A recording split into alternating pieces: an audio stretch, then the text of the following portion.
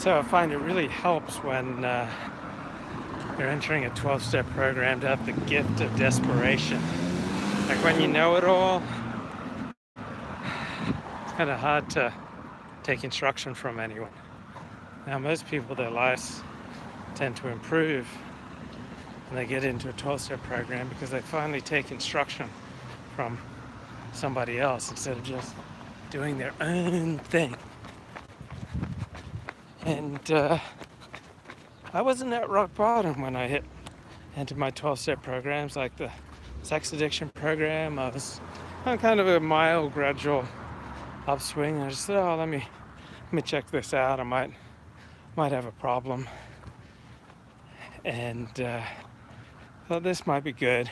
But then the first meeting really grabbed my attention because everything that people said in the meeting spoke to me, and then started working on my debting problem and under-earning problem, and I was kind of feeling hopeless at that point. So I'd been working an office job for over 3 years, and it was just blah, just paying the bills, just not making much progress, if any, on total amount of credit the office and do your own thing on the work computer. So I had nothing to distract me, and I'd known for years I needed to go to a 12-step program to deal with my under-earning and my debting. So now I had no excuse, no computer, no excuse. So it was early May 2015. Known about these meetings because typically the typical 12-step cycle of which I am aware, people start off with a life-threatening drug or alcohol problem. They get that under control. They find that their AA meeting, for example, is a bunch of sexaholics who don't drink anymore.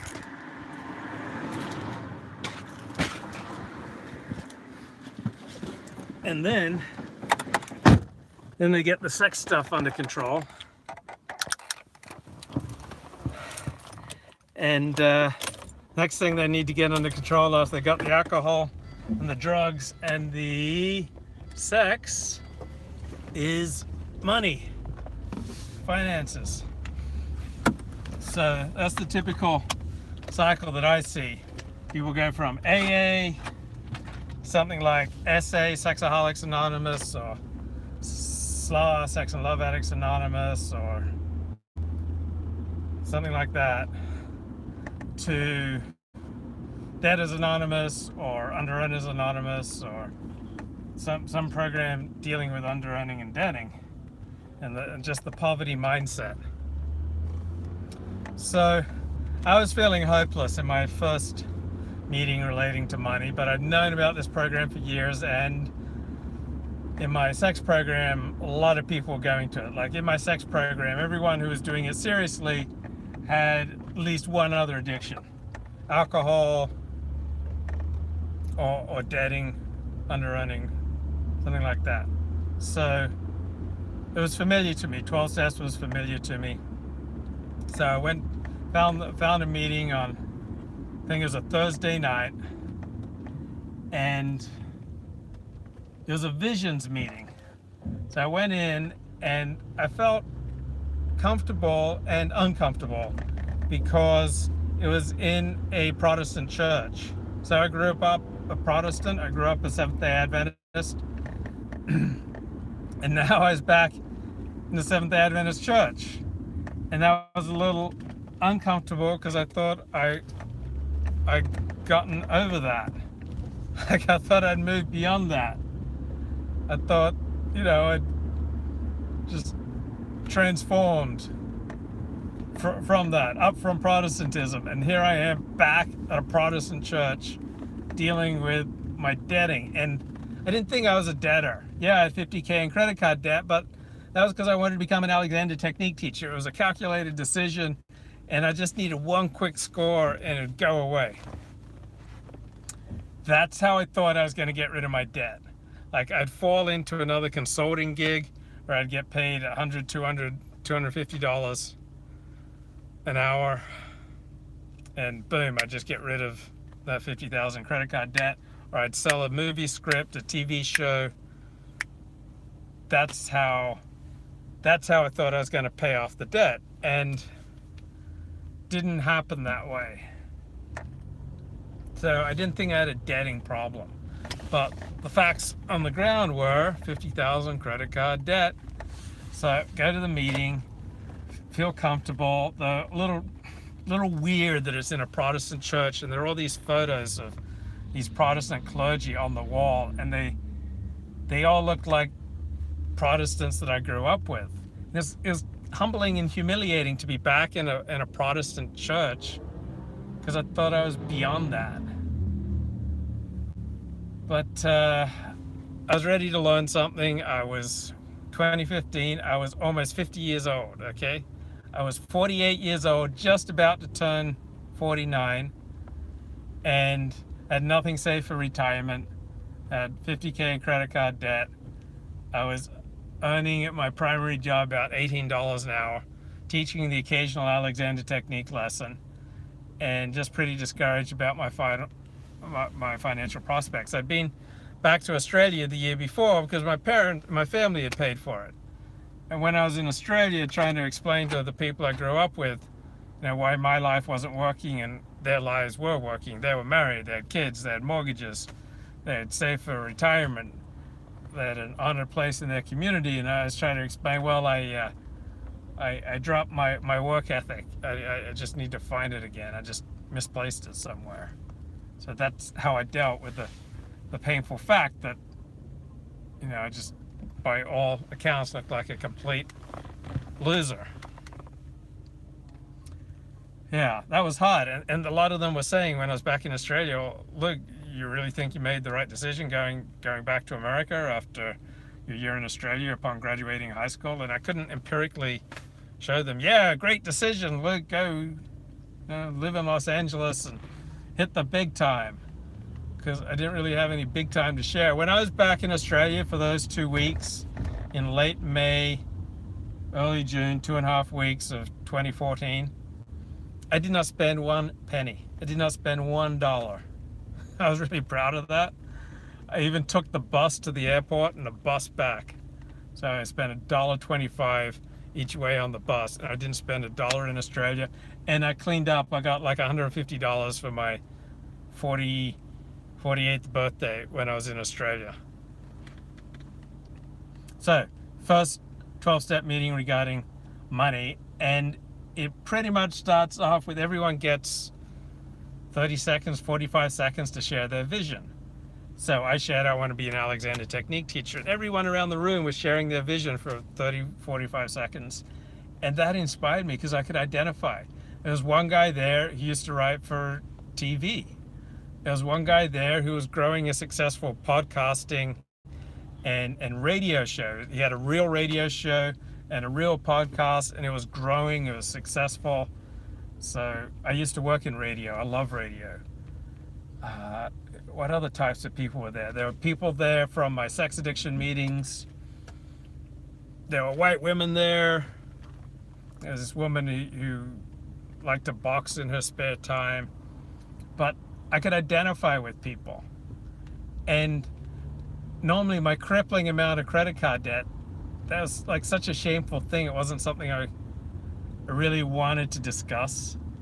And here's another way of gauging my life at this point.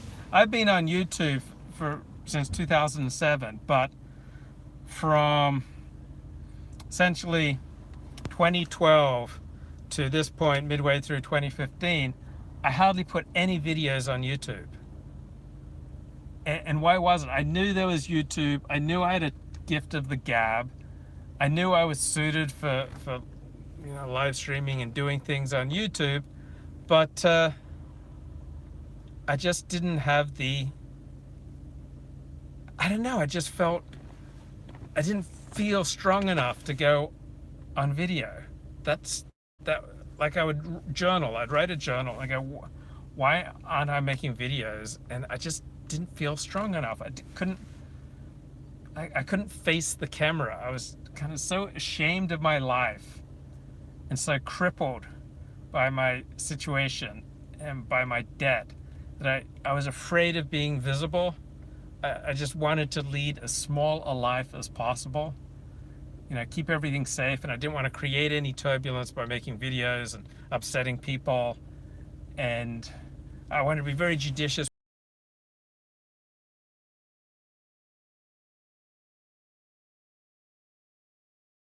I was afraid to go on camera because my weakness would give me away, my shame would give me away, I'd say something stupid.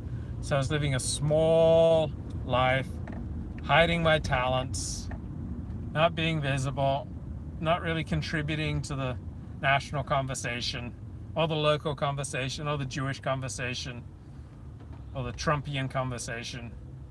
I was just hiding. That was my situation. So I get to a meeting and people are sharing their visions, and suddenly I'm getting excited. I'm getting excited because I'm in a room filled with a lot of smart people, a lot of people who are writers just like me, and I was getting excited in a way I hadn't been excited in years. And then I hear the 12 steps read from the money perspective, from overcoming poverty perspective, and hear about the tools of tracking your earning, tracking every penny you make, every penny you spend, write it down, put it into categories, plan, have a spending plan, have pressure relief meetings to discuss your situation, get feedback. And suddenly I just saw the program was all laid out in front of me. And in that first meeting, I saw I could do it. I saw I could do it. I saw it was laid out. It was precise. It was something I was completely capable of. It was step by step, and I had a community. Like, I could come back to this meeting and share my progress. And I was inspired by other people's stories. I identified with other people's struggles. There are women in there who couldn't stop themselves from going on shopping sprees. Guys who couldn't sustain a prosperous career. People who couldn't finish college.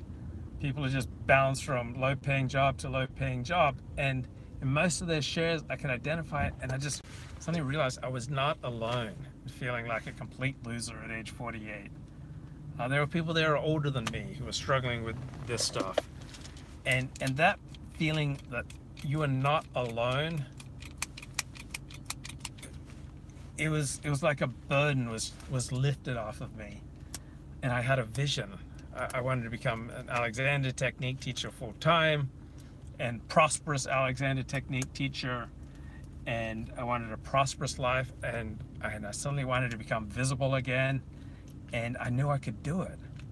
Just like with the sex addiction meeting, I could identify with virtually every share, and I bonded with people after the meeting. Well, I started to bond with people in my money program, because there was one guy there who was a stand-up comic who I liked his work. He was funny. He was really smart. And yeah, everyone in the 12-step program, we're all insane, but we're not all insane in the same way. So I could see people who are insane in ways where I was sane, and I could see people in the meeting who are sane in ways that I was insane. And so we could network, and we could put our heads together, and we could help each other. And suddenly I had a community, I had friends. I wanted to be visible, and my ego was involved, but in a good way. I wanted to show that the program worked. I wanted to be a blessing to other people, because I knew there were a lot of financially desperate people out there. And so I just started going to meetings every day. And the meetings immediately make you feel better, because you see a way out. Then I was carrying myself differently, and it helped me to be more visible. So I was speaking up more, I was connecting more with people, and eventually I started practicing some of the tools in the program, such as possession consciousness. And so I started cleaning my car more. I started vacuuming my car more, washing my car more, cleaning my room more, vacuuming my room more, dusting my room more, throwing away stuff I didn't need. And as I did that, I felt stronger, I felt better about myself. I had more self-respect. And then as I had more self-respect, I was less willing to put up with gratuitous disrespect from other people. If people were just gratuitously cruel and nasty and toxic, I just didn't want them in my life, because I had more self-respect now that I was keeping my room clean and my car clean, and I was organized, and I didn't have excess belongings, and I was feeling powerful. So as I was building self-respect, and I found as I tracked my money, as I tracked every penny I earned and every penny I spent, it felt like really holy. It's like God is in the details. And so I was just writing down and then putting it on Excel spreadsheets on my computer. And then I started tracking like which credit cards was I paying the most interest on. So the highest interest credit card I had was 15%. And I usually didn't have anything on that card, but occasionally when I had some car troubles, it went up to like $1,200. And then another card was 13%, another card was 12.5%, another card was 12%. So I knew which cards I needed to pay off first.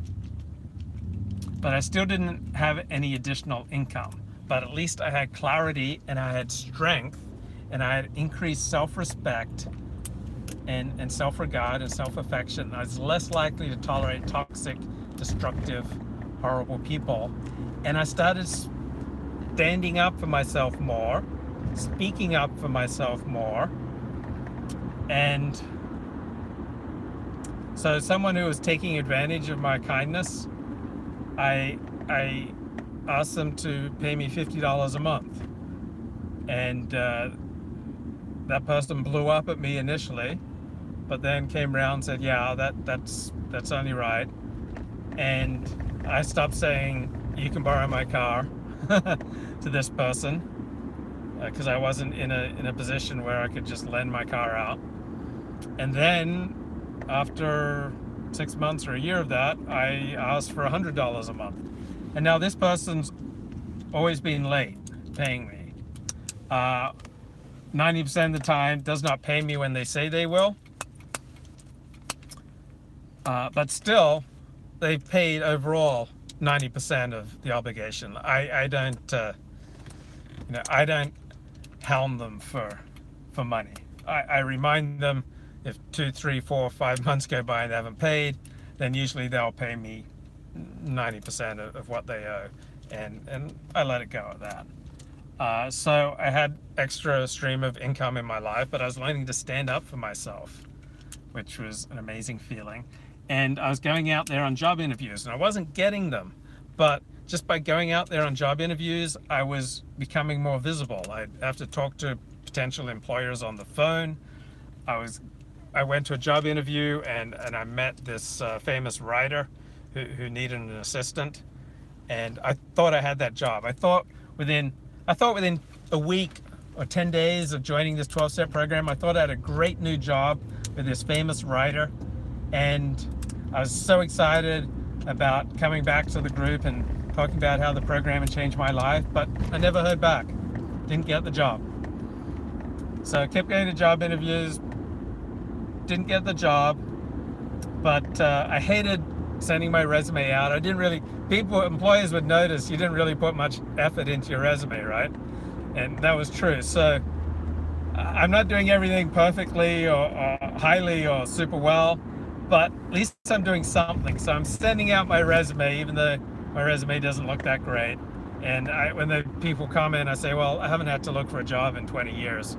I mainly just work for myself, so I'm a little out of touch. So I'm talking to people on the phone, I'm showing up.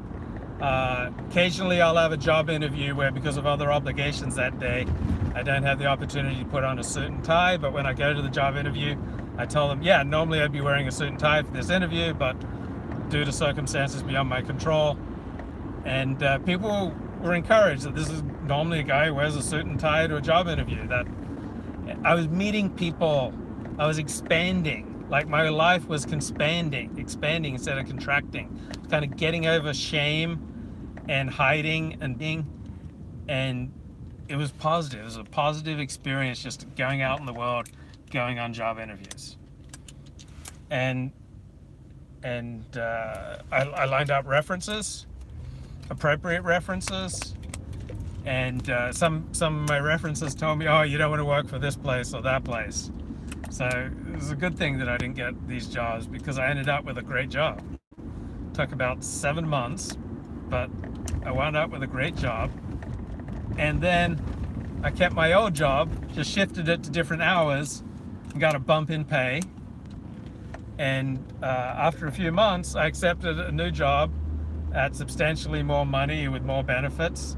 And then my employers like beat that offer. And then suddenly I was tickling 6 figures.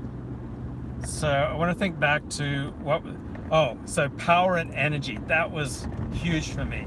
If you'd just taken me in early 2015, before I'd entered these programs, I would not have had the energy to work 60 hours a week or even 50 hours a week. I anticipated that I would get a big haul of money from some unexpected source, and so I didn't see the point in working prosaic office type jobs to pay off $52,000 in credit card debt. And it was amazing. All my friends were telling me, oh, declare bankruptcy. And I would never countenance that. Just for moral reasons, self-respect reasons.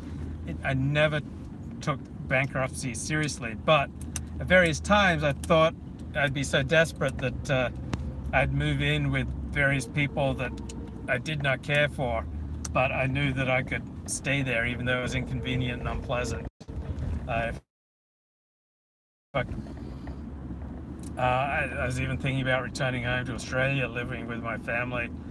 It was pretty depressing. A lot of people found me as kind of a depressed person during these years. So now my life is expanding, and I have more energy to do more work. And as I get stuck into 2 jobs in 60 hours, I'm bringing in twice as much income.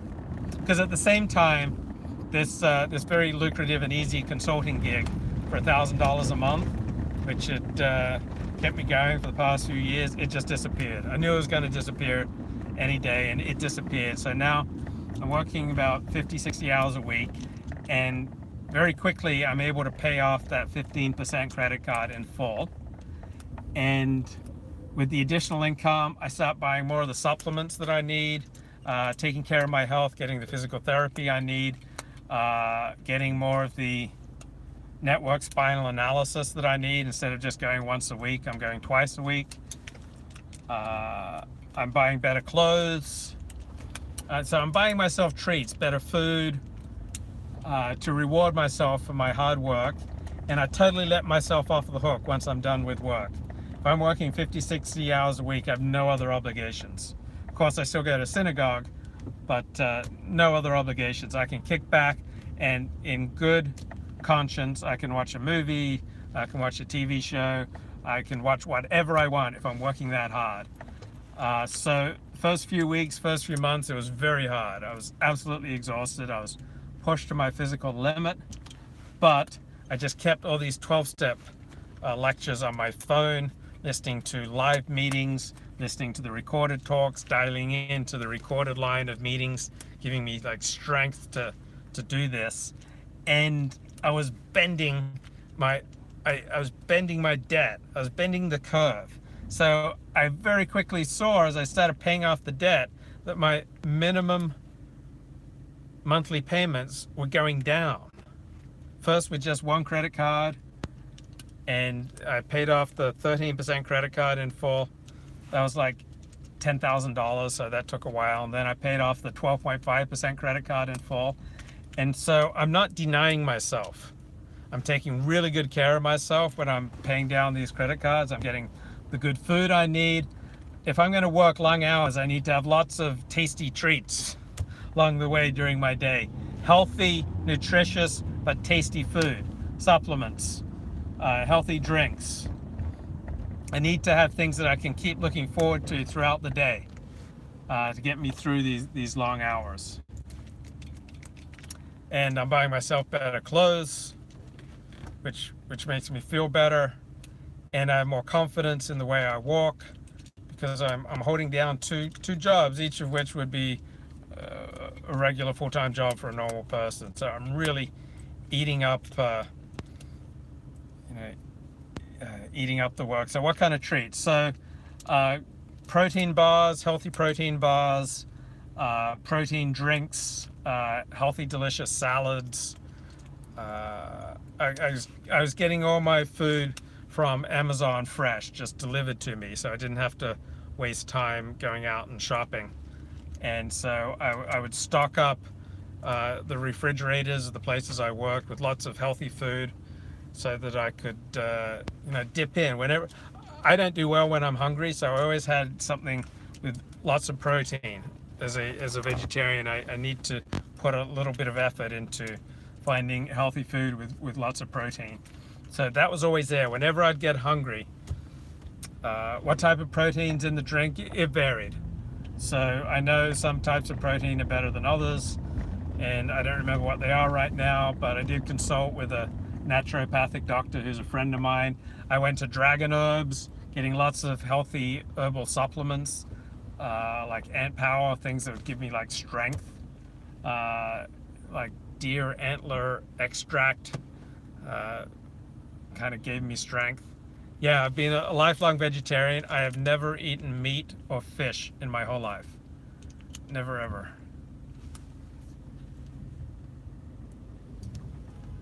I love Dragon Herbs. It's a great store in Beverly Hills and also in Santa Monica. And whenever I had like a health problem, I used to notice when I ate nuts that my right side of my back would hurt. And the guy who's giving me network spinal analysis, he pointed out you're having gallbladder attacks. So I just went to Amazon.com, put in gallbladder, found a gallbladder supplement, ordered it, took it, and I found the problem went away. So that's what I did with a lot of minor irritating health problems. I just put them into Amazon.com, and whatever they suggest, I'd try it. And sometimes it worked, and sometimes it didn't. If it worked, I kept on trying it. I started putting a digestive enzyme in with every meal. Help the old digestion. What were the other things I did that improved my life during this time? So I definitely was exhausted those first few weeks, first few months. Oh, I had to cut back on synagogue. At first, it was really important to me that I hit my daily Talmud class, but it was just too much in those first few weeks. I couldn't hit my daily Talmud class and do both jobs. I found if I did Talmud class, my work suffered. It was just a step too far. And I would write in my journal every day. I'd write, first things I'd write, what am I grateful for? And I'd say I'm grateful for my beautiful apartment. I'm grateful for my luxury car. I'm grateful for my jobs. I'm grateful that I'm paying down my debt. I'm grateful that I'm so inspired and excited by life. I'm grateful that my life is expanding. I'm grateful to live in a hotbed of Orthodox Judaism. I'm grateful that there are still women who find me attractive. These are the type. I'm grateful for the beautiful view outside my window. I'm grateful to live in West Los Angeles. And then what were the other things that I'd write down?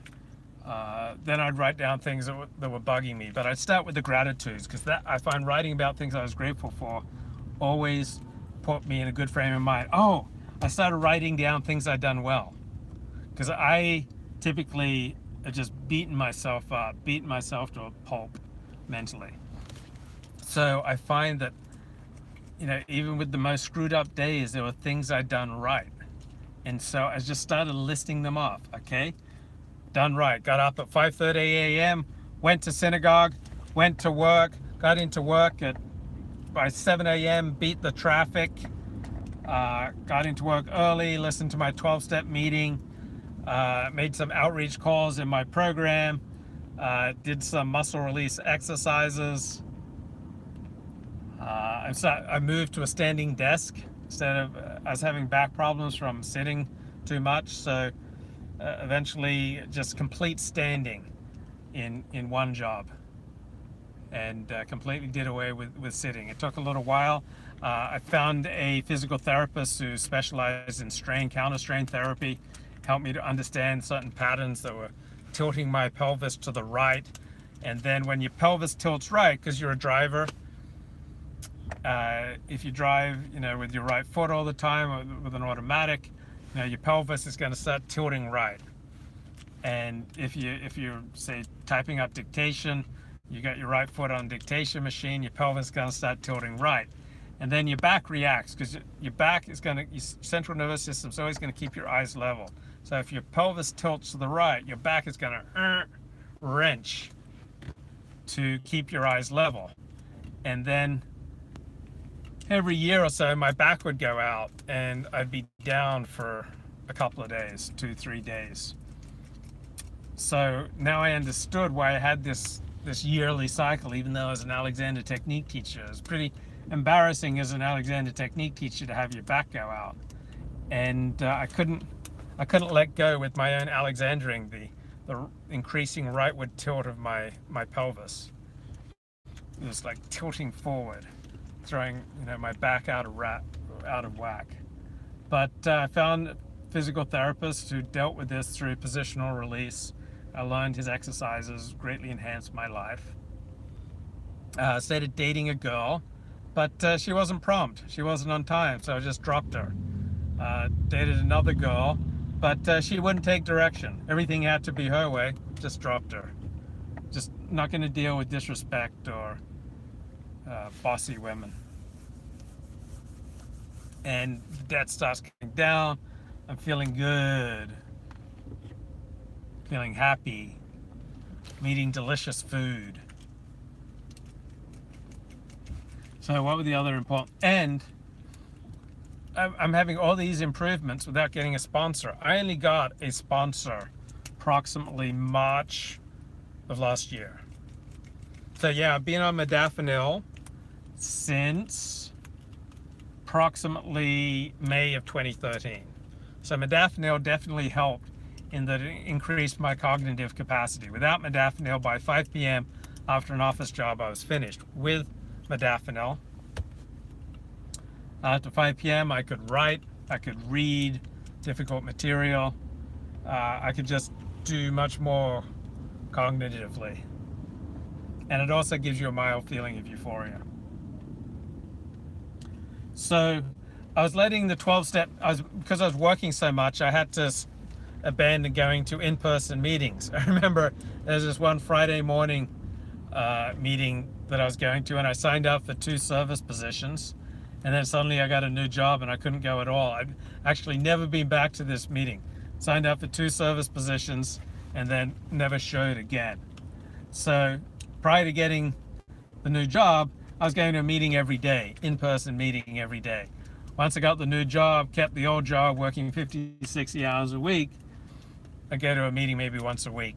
I try to go to a meeting 2-3 times a week, and I just didn't have the strength anymore.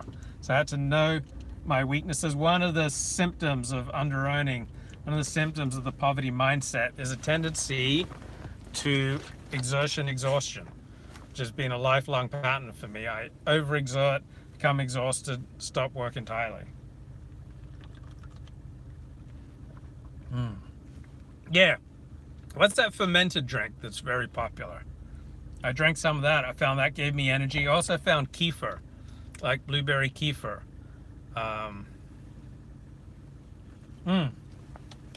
Kombucha and kefir. I found they gave me energy.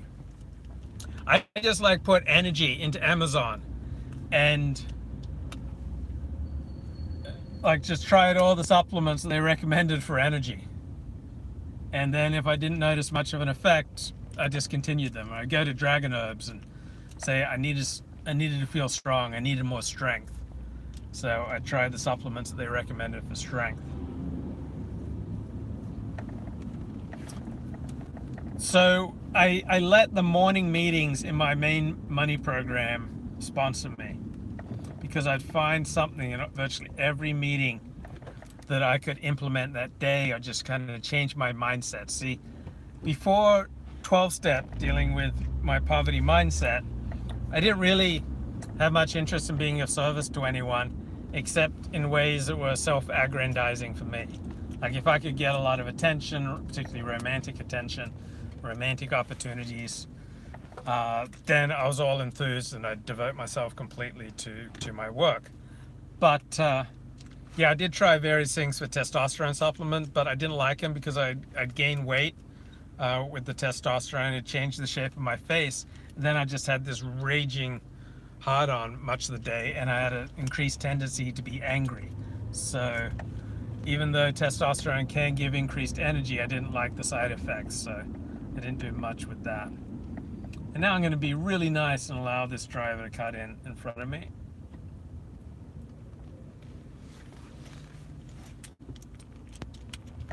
Oh, what was I talking about? What was I talking about? Okay. Oh, being of service to other people. So it may be that one of the people I was working for I did not particularly like much of the time. But when I was able to change my mindset that I'm not working for this person, I'm working for God, then it was easy to deal with him. Also, when I had two jobs, I wasn't as vulnerable. I could only slot in my employers at certain times. I had a fallback job if one of them went away, so I was in a much more powerful position. Also, these jobs complemented each other because I'd learned things in each job that I could apply to the other job. And I remember one employer said, you know, I kind of resent that you have the power now. Because I told him, look, I'm only available from 3:30 p.m. onward. And I used to come into work at 10 a.m. But he wanted to keep me, so he started staying late to accommodate my schedule because he wanted to keep me. So I had more power. I felt better about myself, and I was able to sustain little longer bursts of wanting to be of service to my employers instead of just getting away with doing as little as possible. That's my natural tendency. My parents particularly noticed that I always liked to try to take the easy way out. I cheated in school rather than work. I particularly cheated in chemistry class. I developed some really slovenly habits of poor character. I'm not the guy you want checking the engines before the plane takes off. Not really detail oriented. I have a trouble focusing on my mundane work. And so by getting this inspiration, I was able to think for at least a few minutes at a time, hey, I'm doing this for God. I'm a servant of God. I'm here to help God's kids. And yeah, I'd then get worn down and I'd put on some rock and roll music. I'd eat or drink something delicious, and that would buck up my spirits. And I'd take a break, lie down for a few minutes and listen to a 12-step lecture and kind of get invigorated again, get back to work. The inspiration would wear off. And then I was just kind of gutting it out. But one thing I did was I cleared up my morning, so it was nothing but inspiration. Nothing but inspiration. It was cold shower, nothing but cold. Supplements, out the door. Like from the time I'd wake up, the time I got out the door would be about 15 to 18 minutes. Then to synagogue prayers, get to work an hour, 2 hours early, do my positional release, strain, counter strain exercises, all the time listening to a 12-step meeting, and just like getting the power, getting the inspiration, like getting my mindset right for the day, getting rid of unnecessary muscular tension. And if I started my day right and then developed a routine, so even when I was a little under the weather or just tired, sometimes I don't sleep well, I have this hyperactive mind. Michael Savage, the radio host, I've only heard him a few times. He seemed like he was a big supporter of Trump, so he's probably the edgiest mainstream talk show host. So I find for me a regular routine really helps. So I don't have to be thinking. Instead, I just have muscle memory. Best way to learn Hebrew, go to synagogue, go to class with people you like. Okay? anything you want to do, if you can find people who like to do what you want to do and you can do it with them, it becomes fun. Like walking a mile or two on your own can be onerous, but walking a mile, 2 miles, 5 miles with a friend is fun. The miles just melt by. So doing anything with a friend, I mean, I find Jewish prayers, I find them boring. But if I'm sitting with friends, they're fun. If there's a cute girl on the other side of the mechitza, then prayers are fun. Synagogue is fun. For me, synagogue is all about, everything's about who do you get to do it with? Like, who do you connect with? Everything for me is about personal connection. And if you're around people that you like, then you can do almost anything. I remember when I was struggling with math, I'd just hang out in the math club at Sierra Community College, and I went from beginning algebra to intermediate algebra to trigonometry to calculus. And part of that was I hung out with a lot of math people, and that really helped. Inspiration, connection. Bye-bye.